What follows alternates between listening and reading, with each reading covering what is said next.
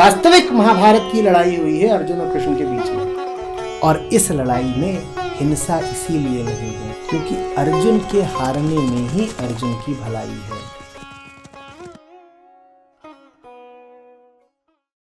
नमस्कार आचार्य जी। हाल ही में एक काफ़ी चर्चित न्यूज़ थी, माशा अमीनी ईरान की रहने वाली थी। उनके देश में हिजाब कंपलसरी है पहनना, तो उन्होंने नहीं पहना था, तो पुलिस कस्टडी में उन्हें ले लिया गया था और अंततः उनकी मौत हो गई थी। काफ़ी रिवोल्ट भी हुआ था उनके देश में इस विषय पर। तो एक व्यवस्था ज़रूरी होती है कुछ हद तक, लेकिन who should decide what women should wear, ये मैं आपसे पूछना चाह रही हूँ।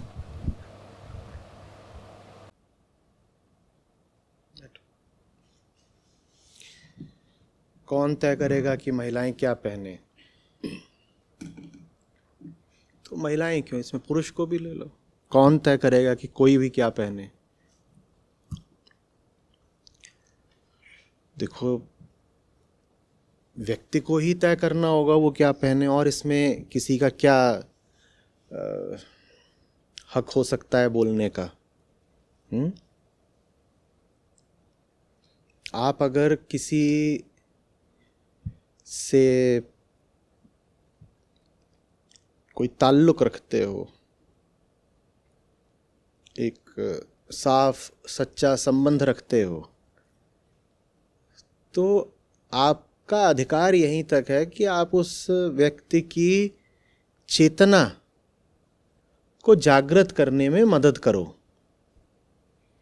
वो व्यक्ति साफ देख सके, सोच समझ सके, इसमें उसकी सहायता कर दो। लेकिन इसके बाद वो व्यक्ति पहनेगा क्या, कहाँ चलेगा, कहाँ रहेगा,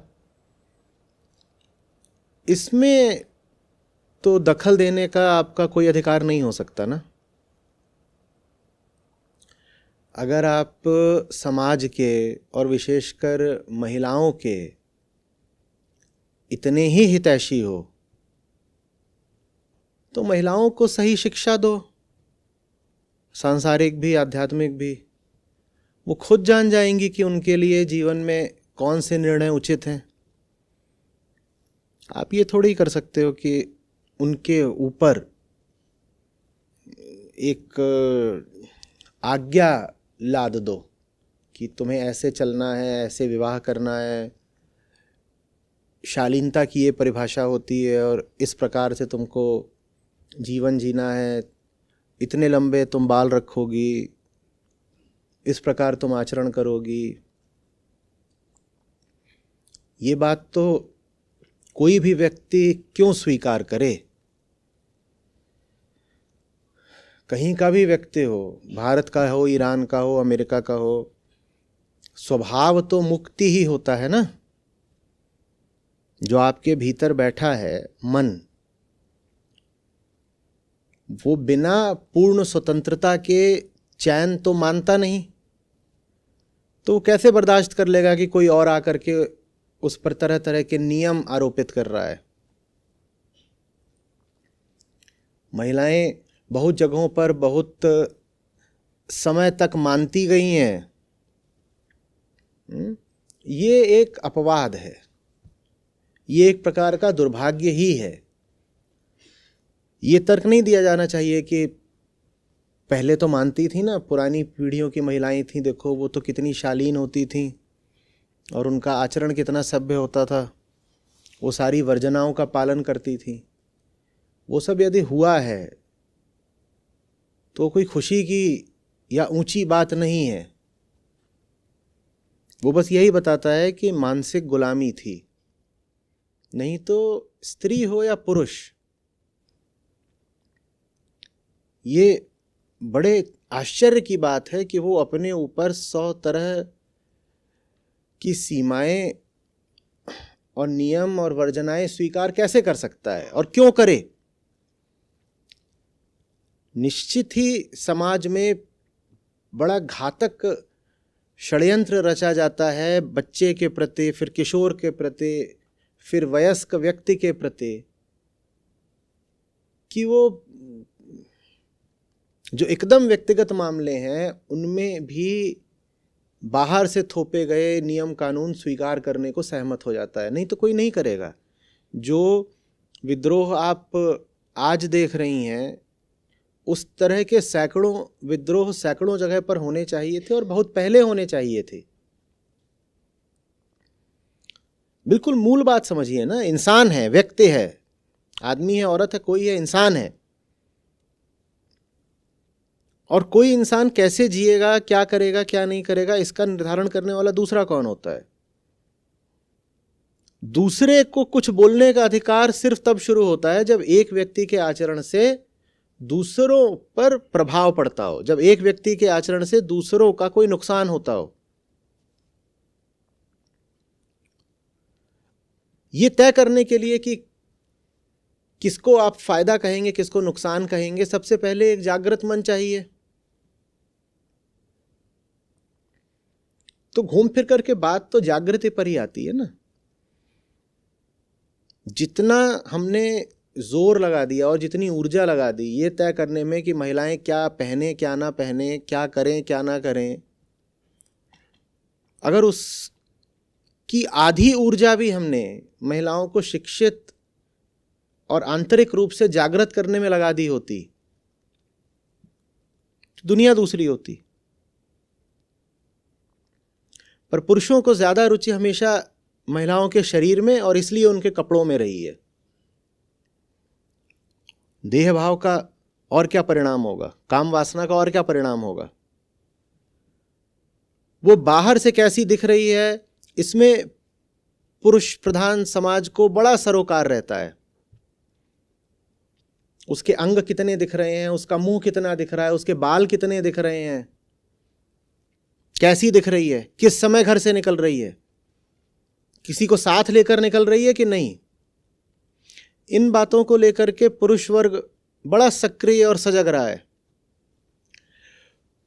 उसका अंतस कैसा है, वो भीतर से कैसी है, इससे पुरुषों को वास्ता नहीं रहा है।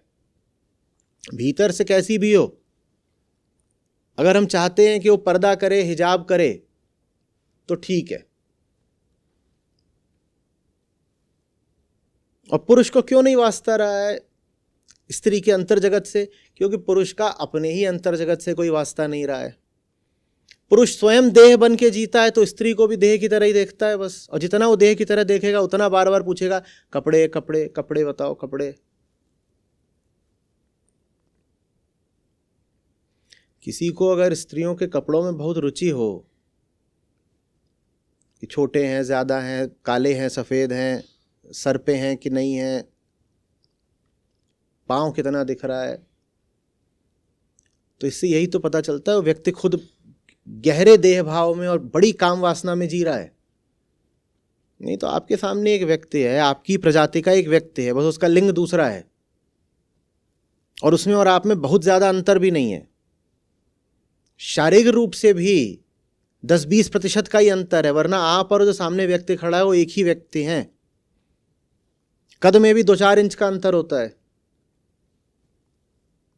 तो शारीरिक रूप से भी, एनाटॉमिकल दृष्टि से भी स्त्री पुरुष के शरीर में 10-20% से ज्यादा का अंतर भी नहीं है। स्त्री का रक्त पुरुष के काम आ जाता है। आपको खून जब चढ़ता है तो ये होता है पुरुष को पुरुष का ही खून चढ़ेगा। या आप अगर मरते समय नेत्रदान कर जाएं तो ऐसा होता है कि स्त्री को पुरुष की आंख या रेटिना नहीं लग सकता, ऐसा होता है क्या? किडनी भी लग जाएगी, लीवर भी लग जाएगा, रुपया पैसा भी सब एक ही तरह की मुद्रा में लेन देन करते हैं, भाषा भी एक होती है। अंतर कितना है दोनों में? बहुत ज्यादा नहीं। लेकिन जो काम केंद्रित आंख होती है वो बस उस जगह पर जाकर अटक जाती है जहां अंतर है। और अंतर कहां है? अंतर है यौनांग में। 90% समानताएं हैं, उनसे लेना देना क्या। स्त्री जब सामने आती है तो व्यक्ति दिखाई ही नहीं पड़ता, बस लिंग दिखाई पड़ता है। और जब लिंग दिखाई पड़ता है तो कपड़े बड़ी महत्वपूर्ण चीज हो जाते हैं। इसने क्या पहन रखा है, क्या पहन रखा है, कितना पहन रखा है, कौन कौन से अंग दिख रहे हैं। अब 90% उसके जो अंग हैं वो तुम्हारे पास भी हैं। 10% का जो अंतर है उसको लेके बौराए रहते हो।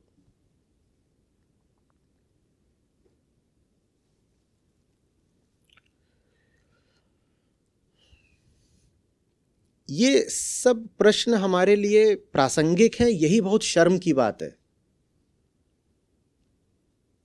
मैं आपसे बात कर रहा हूं, आपका सरोकार किससे होगा? मेरी बात से, मेरे मन से, या मेरे कपड़ों से? और आप में कोई ऐसा बैठा हो जो बस यही देख रहा हो कि इन्होंने कितना पहन रखा है, क्यों पहन रखा है, पूरी बाह की पहनी है, आधी बाह की क्यों नहीं पहनी है। कोई कह सकता है अच्छा पूरी बाह की पहनी थी तो उसको मोड़ के क्यों पहना है बाह को? क्यों कर रहे होंगे प्रदर्शन? ये कलाई क्यों दिखा दी? क्या है भाई, शरीर तो शरीर है। घुटना दिख जाए तो उबल पड़ते हो, कलाई दिख गई है बराबर उबलो। और जब नजर में वासना होती है तब कलाई भी वासना का ही विषय बन सकती है। बिल्कुल, गाने चलते तो हैं चिटियां कलाइयां। तो यहां कोई बैठा हुआ कह सकता है ये आचार्य जी क्या कर रहे हैं, अपनी कलाई दिखा दिखा करके हम में वासना का संचार कर रहे हैं। महिलाएं ऐसा आरोप लगा सकती हैं। जब नजर में ही जानवर बैठा हो तो कुछ हो सामने वाले का, उसका मुंह ही दिख रहा है, उसके बाल दिख रहे हैं, बोलो अरे अरे अरे इसके बाल दिख गए या उसका मुंह दिख गया तो सारे पुरुष बिल्कुल पागल हो जाएंगे, सांड बन जाएंगे। तो क्या छुपाओगे, कितना छुपाओगे? जीने ही मत दो उसको, उसको किसी कनस्तर में भर दो, कनस्तर में 2 छेद कर दो, बोलो तो इसी में चला कर अंदर। और ऐसी व्यवस्था हमने कर भी दी है। जो पुरुष वर्ग मांग करते हैं कि वो जहां भी रहे, जैसी रहे, घर के बाहर पूरा ऊपर से लेकर नीचे तक बुर्के में रहे, वो और क्या कर रहे हैं? और क्या चीज है? पूरा उसको कैद कर दो, उसमें 2 छेद कर दो कि बस सांस लेती रहे और कुछ दिखता रहे। तो ये दिखता भी पता नहीं पूरा है या नहीं। तुम्हें समस्या क्या है? कितना तुम उसके शरीर के दीवाने हो, या कितनी तुम्हारी नजर बस उसकी खाल पर रहती है कि खाल को लेकर के इतनी व्यग्रता, इतनी आतुरता। क्या करोगे खाल लेकर के? सब कुछ तो खाक हो जाना है।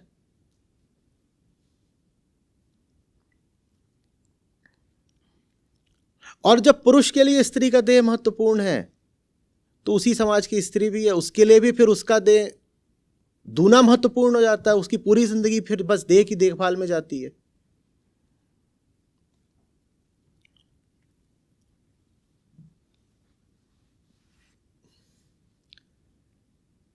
श्रृंगार के, साज सज्जा के 90% सब साधन महिलाओं के ही तो होते हैं।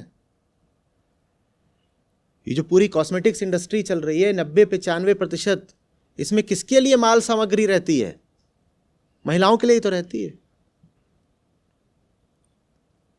महिलाओं ने क्या करा है? महिलाओं ने पुरुष की नजर को आत्मसात कर लिया है। वो अपने आप को वैसे देखने लग गई हैं जैसे पुरुष उन्हें देखेंगे।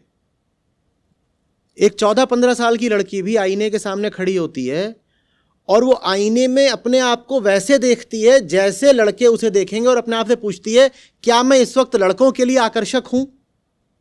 ये बात उसको पता भी नहीं है, क्योंकि ये बात पता होने के लिए थोड़ा आत्मज्ञान चाहिए। वो अगर मेरी बात अभी सुन रही होगी तो कहेगी नहीं नहीं नहीं, मैं तो बस ये देखती हूं कि क्या मैं अच्छी लग रही हूं। मैं पूछता हूं किसको अच्छी लग रही हो? कहेगी खुद को अच्छी लग रही हूं।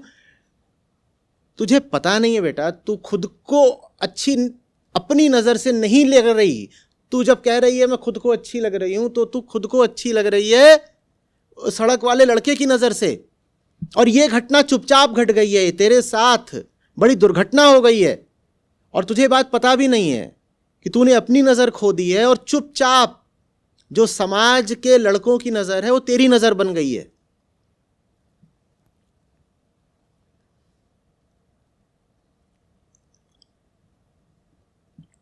ये अपने आप में बड़ी गरिमाहीन और असभ्य बात है कि एक व्यक्ति को दूसरे के परिधान का निर्धारण करना पड़े। आपके यहां कोई मिलने आए और आप उससे बोले कपड़े ठीक पहना करो, ये कोई तमीज की बात होगी? या कि बोले आप अगली बार ये कुर्ता पजामा पहन के मत आइएगा, शॉर्ट्स पहन के आइएगा तब प्रवेश देंगे, ये कोई तमीज की बात होगी? पर हम यही तो कर रहे हैं लगातार।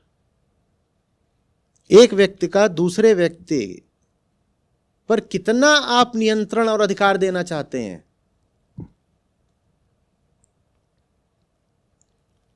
और क्यों?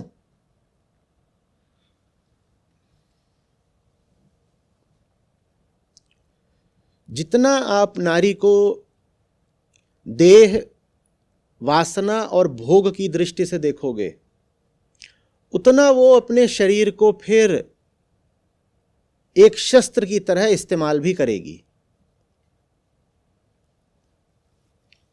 फिर उसको दोष मत देना, फिर ये मत कहना कि ये तो जानबूझ करके अंग प्रदर्शन करती है लड़कों को लुभाने के लिए। उसको पता है लड़के उसमें देखते ही एक ही चीज है। पुरुष जब महिला को सिर्फ शरीर के तौर पे देखेगा तो फिर महिला अपने शरीर का इस्तेमाल करके पुरुष से तरह तरह की सुविधाएं और सहूलियतें और दाम भी वसूलेगी।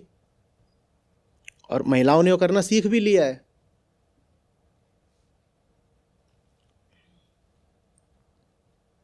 महिला देह का वेपनाइजेशन हो चुका है, वो अब एक हथियार की तरह इस्तेमाल होती है। महिला कहती है कि मुझे पता है इनसे काम कैसे निकलवाना है, थोड़ा सा शरीर दिखाओ, ये कुत्ते बन जाते हैं, लाल टपकाने लगते हैं, जो काम करवाना चाहो सब कर देंगे ये। अगर ऐसी स्थिति आ गई है तो महिला के लिए भी घातक है, पुरुष के लिए भी घातक है। जिस स्त्री की चेतना ऐसी हो जाए कि वो देह को ही अपनी बड़ी पूंजी मानने लगे और देह का इस्तेमाल या प्रदर्शन करके अपने काम साधने लगे, वो महिला भी गई, अब बिल्कुल गर्त में गिरी। और पुरुषों का तो कहना ही क्या। आपके घरों में अगर लड़कियां बच्चियां हों तो ये उन्हें बाद में सिखाइएगा कि कौन से कपड़े पहनो, कितने छोटे कितने लंबे, कौन सा अंग कितना दिखाना है कितना नहीं, ये उनको बाद में बताइएगा। ये बताने की वास्तव में ज़रूरत ही नहीं पड़नी चाहिए। उनका मन रोशन करिए, इस तरह के छोटे फैसले वो खुद कर लेंगी। ये लड़की स्वयं तय कर लेगी कि क्या पहनना उचित है क्या नहीं। अगर आप माँ बाप हैं या शिक्षक हैं या हितैषी हैं उस लड़की के, तो आपका धर्म है उसको सही शिक्षा देना, वो समझ पाए कि मैं कौन हूं, जीवन कौन है, देह क्या है, जीवन का उद्देश्य क्या है और जीवन के उद्देश्य में देह का किस सीमा तक महत्व है। जब वो ये बातें समझने लग जाती है तो वो स्वयं तय कर लेती है क्या पहनना है, क्या खाना है, किधर जाना है, किससे संबंध बनाना है, कौन सी नौकरी करनी है, किस दिशा में जिंदगी जीनी है। ये सारे फैसले फिर वो खुद कर लेती है। महिला को आश्रित मत बनाए रखिए, मानसिक रूप से उसको पंगु मत बनाए रखिए।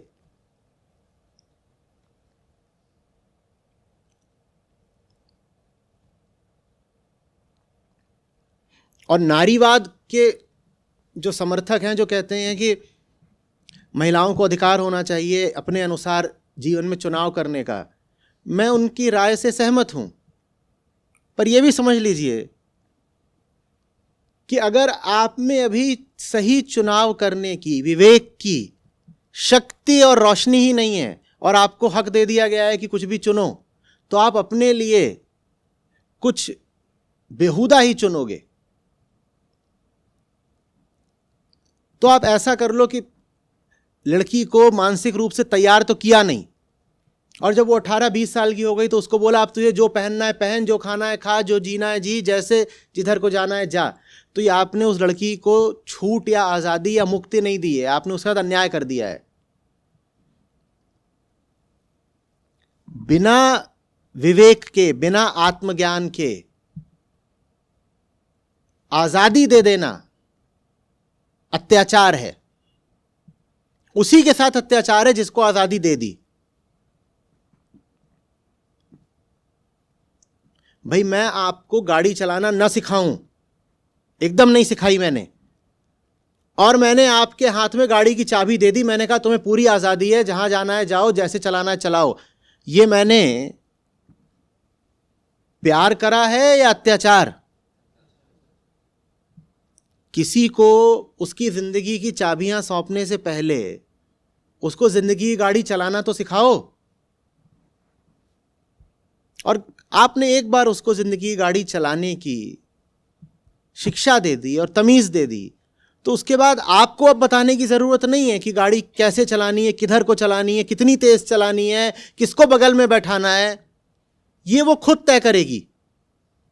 और इसी में मानव जीवन की, मानव चेतना की गरिमा है कि प्रत्येक व्यक्ति अपना रास्ता खुद तय करे।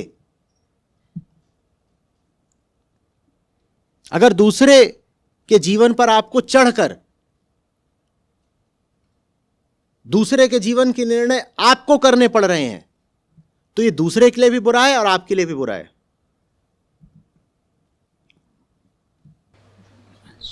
नमस्कार आचार्य जी, सिमी मैनी है मेरा नाम। आचार्य जी, मैं जब ये आपकी पूरी बात सुन रही थी तो मुझे ये लग रहा है कि पुरुष को तो हम कहते हैं कि ज़्यादातर यही कहते हैं कि वो स्त्री को देहमात्र की तरह देख रहा है, पर मुझे ये लगता है स्त्री भी स्वयं को अब देह ही समझ रही है। अब जब मैं, जैसे अब मेरी उम्र है, मैं 55 साल की हूँ, या मेरी तो बेटी नहीं है, पर मेरी जो फ्रेंड्स हैं जिनकी बेटियां हैं, तो कुछ औरतें ऐसी भी रही हैं हमारी जनरेशन में जो थोड़ा सा दब के रही हैं किसी भी वजह से। तो अब उन औरतों को ये लगने लग गया कि हमारी बेटियां आ गई हैं, ये पढ़ गई हैं, ये इंडिपेंडेंट हो गई हैं, तो माएँ बच्चों को नहीं समझा रही हैं बेटियों को, उल्टा बेटियां माओं को समझाने लग गई हैं। और अब तो हमारी उम्र में औरतें ऐसे कपड़े पहनने लग गई हैं, इस तरह की चीज़ें करने लग गई हैं जो शायद थोड़ी सी ठीक नहीं है करने के लिए। अब हम वेडिंग में जाते हैं तो आप ये डिफरेंशिएट नहीं कर सकते कि लड़की कौन है और लड़की की माँ कौन है, मतलब एक ही जैसे कपड़े पहन के खड़ी होंगी, और फिर उसको जस्टिफाई करते हैं कि अब हम इंडिपेंडेंट हो गए। मतलब औरत ने भी तो इंडिपेंडेंस का मतलब ये ले लिया है कि वो दिखावा करे या देह समझे खुद को या कम कपड़े पहने। तो इसका क्या इलाज है? मतलब ये तो माँ की ड्यूटी होनी चाहिए थी बेटी को समझाना, ये तो उल्टा हो रहा है आजकल, बेटी माँ को चला रही है। माँ बेटी को तब समझा पाएगी ना जब पहले माँ को खुद समझ हो। हाँ, दिक्कत सारी ये रही है कि हमारे पास समझ नहीं होती, हमारे पास आचरण के नियम होते हैं, उन्हीं आचरण के नियमों का हमने पालन करा होता है, फिर जो अगली पीढ़ी होती है हम चाहते हैं वो भी उन नियमों का पालन करे, तो इसमें कोई ना कोई विद्रोह करेगा। ईरान जैसे रूढ़िवादी समाज में भी भयानक विद्रोह हो गया है, तो विद्रोह तो होगा ही होगा। और इसमें भी कोई बुराई नहीं है कि बेटी अगर माँ को समझा रही है, बात उम्र की नहीं है, बात चेतना की होती है। अष्टावक्र 11 साल के हैं, जनक रहे होंगे कम से कम 40-50 साल के। तो एक किशोर एक प्रौढ़ को समझा रहा है, और जो प्रौढ़ व्यक्ति है वो सुन भी रहा है, प्रणाम करके सीख भी रहा है।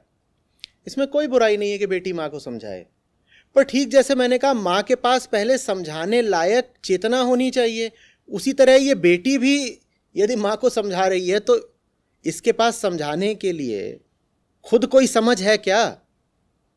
समझ तो बहुत अच्छी चीज़ होती है, वो माँ से बेटी में जाए तो भी भला, और बेटी से माँ में आए तो भी शुभ, उसमें क्या बुराई है? दिक्कत तब है जब अंधा अंधे ठेलिया, दोनों कूप पड़ंत। अंधा अंधे को रास्ता दिखा रहा है और दोनों जाके कहाँ पड़े? कुएं में जाके गिरे। कभी माँ बेटी को समझा रही है, रिश्ते ऐसे होते हैं जहाँ पे माएँ ज़रा चढ़ के रह रही हैं, तो वहाँ बेटी को कहा जा रहा है तू ऐसे कर, तू ऐसे कर। माँ को कुछ पता नहीं, बेटी को समझाना है। और ऐसा भी हो सकता है कि घर ज़्यादा उदारवादी हो गया है, तथाकथित रूप से आधुनिक हो गया है, वहाँ बेटी कह रही है कि mom I will teach you what to and how to. वो दोनों ही स्थिति में वही बात है, अंधा अंधे ठेलिया, दोनों कूप पड़ंत। सारा जोर दिमाग के खुलने पर होना चाहिए, मन की सफाई पर होना चाहिए। मन प्रकाशित हो गया, मन शुद्ध हो गया, दृष्टि पैनी हो गई, तो ये तो बहुत छोटी बातें हैं ना। कि क्या पहनोगे, क्या खाओगे, अरे देख लेगा वो। कुछ बड़ी बातों पे चर्चा करें या इन बातों पे चर्चा करें? यही बहुत बड़ा मुद्दा है कि कौन क्या पहनेगा। देख लेंगे, कुछ भी पहन लेगा, क्या होता है, उसकी मर्जी। और जिसको पहनना है उसके लिए भी बहुत बड़ी बात नहीं है क्या पहनना है, वो भी कहता है ठीक है। यही थोड़ी जिंदगी का सबसे बड़ा मुद्दा है कि क्या पहनना और क्या साज श्रृंगार करना है। जो मिला पहन लिया, आगे बढ़े। साधुता का एक लक्षण यही होता है कि आपका मन ही नहीं करता इस बात पे बहुत ध्यान देने का कि पहनना क्या है। जो मिल गया सामने डाल लिया अपना, आगे बढ़े भाई। जिंदगी में इतने बड़े बड़े काम अभी बचे हुए हैं करने को। हम कितना समय, कितनी ऊर्जा इस बात पे लगाएं कि बिल्कुल ठीक कपड़ा पहनना है और ये इसकी मैचिंग इससे कराओ, और कंधे में इतना इंच का कट होना चाहिए और 3 इंच का कट चाहिए था, 3.5 इंच का क्यों मिल गया, फिर जा करके उसको ठीक करा रहे हो। इतना वक्त किसके पास है? और ये मुद्दा इतना महत्वपूर्ण नहीं है कि हम इसको इतनी गंभीरता से लें। ये एक जागृत आदमी का लक्षण होगा। वही एक आदमी अपने दिन का 20, 30, 40% अगर कपड़ों पर और साज श्रृंगार पर लगा रहा है, तो इस आदमी के बारे में आप निश्चित रूप से क्या कह सकते हो? काफी बेहोश आदमी है। आदमी हो चाहे स्त्री हो, कोई हो, अगर दिन का इतना समय और मन की इतनी जगह उसने कपड़ों को ही दे दी है, तो ये तो बेहोशी का ही लक्षण है ना। जिंदगी में करने के लिए कुछ सार्थक होता तो कपड़ों के बारे में इतना कोई क्यों सोचता? ना अपने कपड़े के बारे में, ना दूसरे कपड़े के बारे में। मैं आपका सवाल सुनूं या आपका कपड़ा देखूं? इसी तरीके से आप यहां पर सवाल पूछें या अपने वस्त्रों का प्रदर्शन करें। दोनों ही विकल्प हैं, लेकिन एक विकल्प बहुत निचले तल का है और एक विकल्प ऊंचे तल का है। मैं चाह रहा हूं समाज ऐसा हो जाए जिसमें किसी को किसी के कपड़ों की ना फिक्र करनी पड़े, ना सरोकार रखना पड़े। तुम्हारा तुम देखो, हमारा हम देखें। आपस में करने के लिए दूसरी और बहुत ऊंची बातें हैं। इन बातों पे थोड़ी हमारा वार्तालाप होगा कि तुम्हारी बाह क्यों दिख रही है, या तुमने स्कर्ट पहन ली है, घुटनों से ऊपर देखो तुम्हारी जांघ दिख रही है, छी छी गलत बात है। अब 2 लोग बैठे हैं, आपस में उपनिषद की चर्चा करें। हमें तो उपनिषदों में ऐसा कहीं पढ़ने को नहीं मिलता कि गुरु शिष्य को बोल रहा हो, ए लंगोटी ठीक कर पहले फिर बताऊंगा। तू अंग प्रदर्शन कर रहा है, तेरी लंगोटी में तेरी जंघा प्रदर्शित हो रही है। ऐसा कहीं मिलता है क्या? गुरु को क्या मतलब है शिष्य के जंघा दिख रही है, नहीं दिख रही है, क्या हो रहा है? और ऋषिकाएं भी रही हैं जिन्होंने ऋचाओं का संपादन करा है।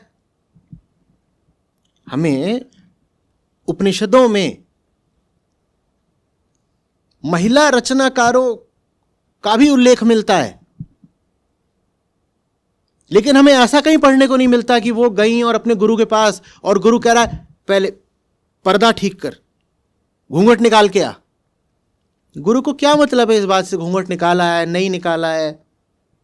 और ज्यादातर जो ऐसी शिष्याएं हैं वो युवा ही हैं और गुरु के सामने बैठी होंगी, किसी का आंचल गिर भी जाता होगा तो उपनिषद बीच में रुक थोड़ी जाता कि गुरुजी भंग हो गई तपस्या, और गुरुजी कह रहे अरे तेरी छाती दिख रही है, पहले ठीक कर, नहीं तो मेरा ध्यान पूरा उचट गया। मतलब ही नहीं है, क्या करना है? इन बातों से क्या लेना देना? और ऋषि मुनि तो प्रख्यात हैं अपने नग्न घूमने के लिए। वो आपके घर पे आकर के कहेगा भिक्षाम देही, तो आप क्या बोलेंगी उससे कि कछनी संभाल, अर्धनग्न, अश्लील, तू साधु कहलाने योग्य नहीं है, तू इस राष्ट्र के गौरव पर कलंक है, तू महिलाओं के सामने खड़ा है और तेरी जंघाएं दिख रही हैं। तो समाज ऐसा होना चाहिए, किसी को इन चीजों से बहुत प्रयोजन न रहे। शरीर अपने आप में एक ठीक चीज है, उस पर जब बहुत ध्यान देने लग जाते हो ना, तब वो बवाल बन जाता है। नहीं तो शरीर में कोई बुराई नहीं है, चाहे महिला का शरीर हो, पुरुष का शरीर हो, प्रकृति ने दिया है, उसमें न तो तुम्हारा कोई निर्णय था, कोई चुनाव था, न तुम्हारा कोई पाप हो गया। जिसका शरीर जैसा है ठीक ही है। अब लेकिन तुम भेजे में दिन रात शरीर ही शरीर घुमाओगे तब गड़बड़ चालू हो जाती है।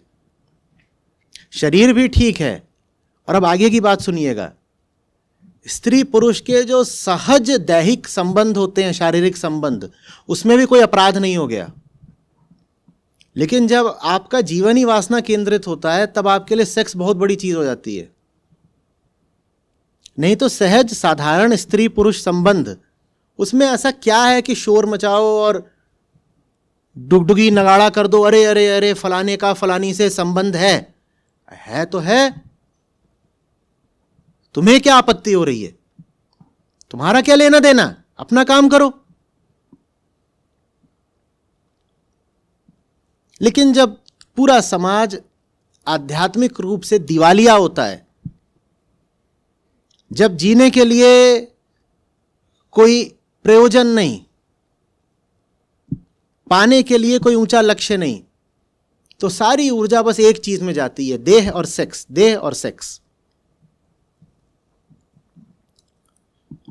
फिर क्या करते हो कि तुम्हारे जो ऋषि हुए हों, आदर्श हुए हों, नायक हुए हों, अवतार हुए हों, पैगंबर हुए हों, कोई, उनके भी तुमको सेक्स जीवन में ही रुचि आती है।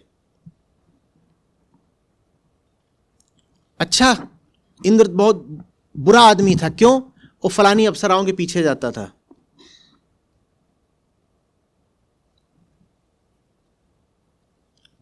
मैं किसी से गीता की बात करता हूं, कहते देखिए कृष्ण की है गीता, और अभी हमको पक्का निश्चय नहीं है कि वो जो गोपियों के कपड़े उठाकर भागे थे वो चीज ठीक थी कि नहीं थी।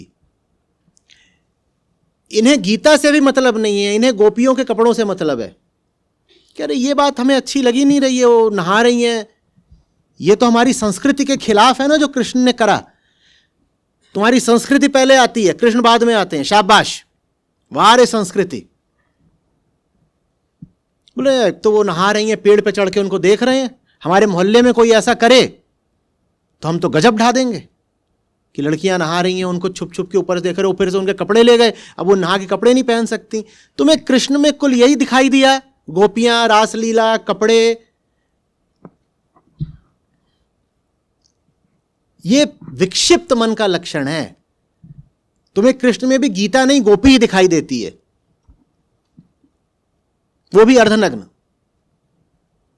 और पूछूंगा गीता गीता, आओ गीता पढ़ें, नहीं गीता हाँ देखते हैं, हाँ क्या हुआ क्या हुआ, हाँ टमाटर खरीदने, टमाटर, वो टमाटर खरीद, गीता की बात करते ही उसको याद आता टमाटर खरीदने से, टमाटर तो खरीदे नहीं।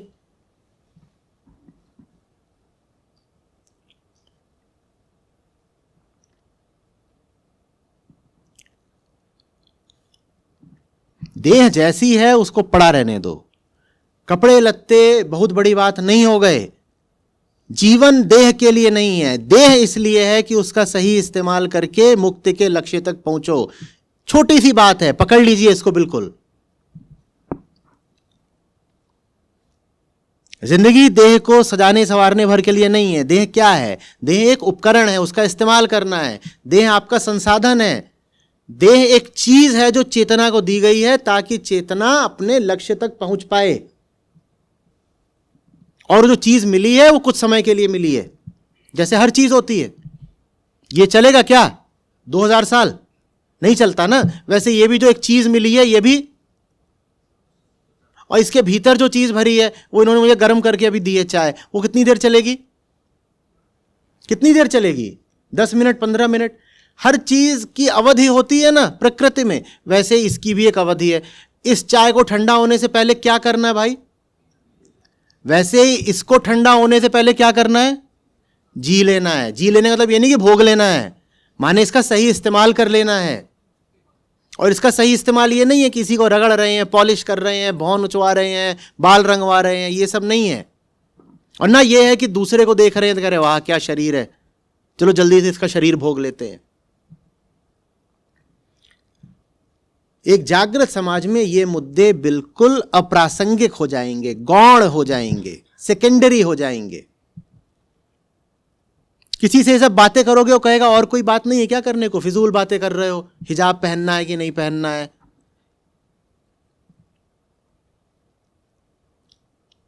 दुपट्टा डाला कि नहीं डाला, ये क्या मुद्दा, ये क्या पूछ रहे हो।